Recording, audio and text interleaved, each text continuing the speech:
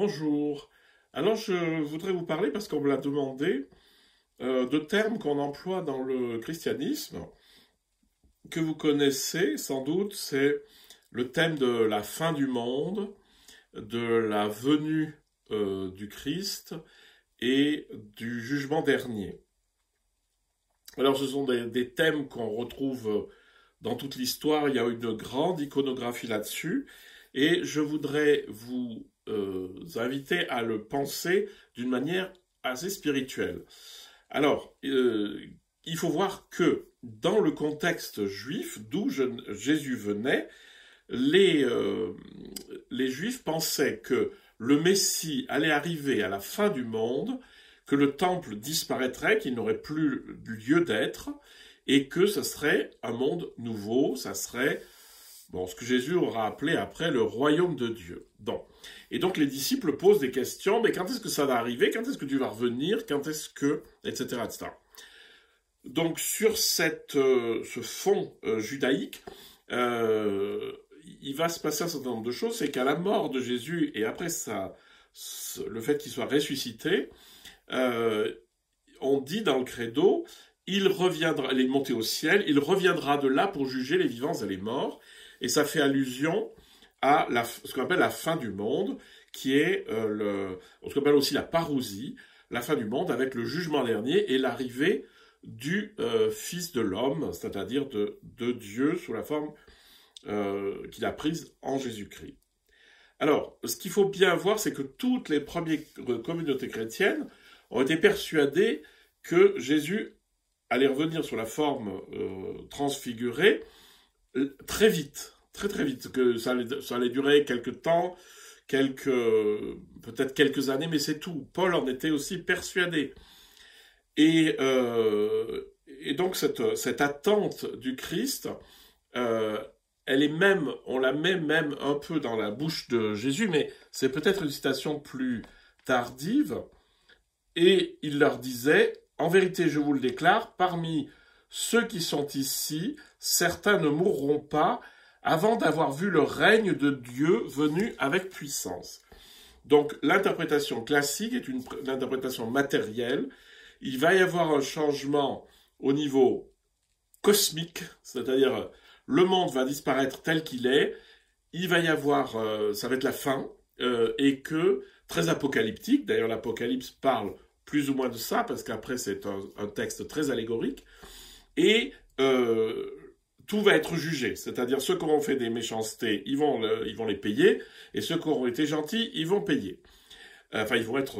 voilà, on va les soutenir. Alors, ça, c'est au niveau de ce qu'on a beaucoup pensé, et que le premier christianisme a cru, il va arriver tout de suite. Bon, ça fait 2000 ans qu'on attend, il n'est toujours pas arrivé. Donc, c'est que la lecture littérale, c'est pas forcément la meilleure. Alors il y a des tas d'explications. Oui, Dieu nous donne du temps pour qu'on ait le temps de se convertir, etc. Donc ça, c'est tout des espèces d'explications a posteriori pour dire qu'en fait, l'idée que ça allait se manifester de manière violente comme les représentations qu'on se fait de l'Apocalypse, c'est-à-dire, voilà, ça va fumer, il va y avoir des éclairs, des tonnerres, etc. Et puis, Dieu va descendre du ciel sur les nuées. Bon, il faut pas rêver, quoi, ça va pas se produire. Hein. Donc, il faut absolument avoir une interprétation spirituelle, comme dans la Lectio Divina. Et donc, c'est Paul qui finalement nous la donne sans vraiment le vouloir, parce que Paul, lui aussi, il était persuadé dans cette génération, il y en a qui sont peut-être déjà morts, parce que la question se posait, oui mais attends, ceux qui sont déjà morts, ils vont pas assister à la venue du Seigneur, qu'est-ce qui va se passer pour eux? C'était ça leur grand sujet. Et Paul va dire mais vous inquiétez pas, ils vont revenir, ils vont être jugés avec tout le monde, donc tout va bien. C'est ce qui a donné dans le credo, il viendra de là pour juger les vivants et les morts. Mais ce qui est intéressant, c'est Paul nous donne finalement la clé, sans doute sans le vouloir, parce que lui, je pense qu'il était assez intimement persuadé que ça allait se passer dans pas longtemps. Hein. Je vais vous faire connaître un mystère. Nous ne mourrons pas tous, mais tous nous serons transformés en un instant, en un clin d'œil, au son de la trompette finale, car la trompette sonnera, les morts ressusciteront incorruptibles et nous serons transformés.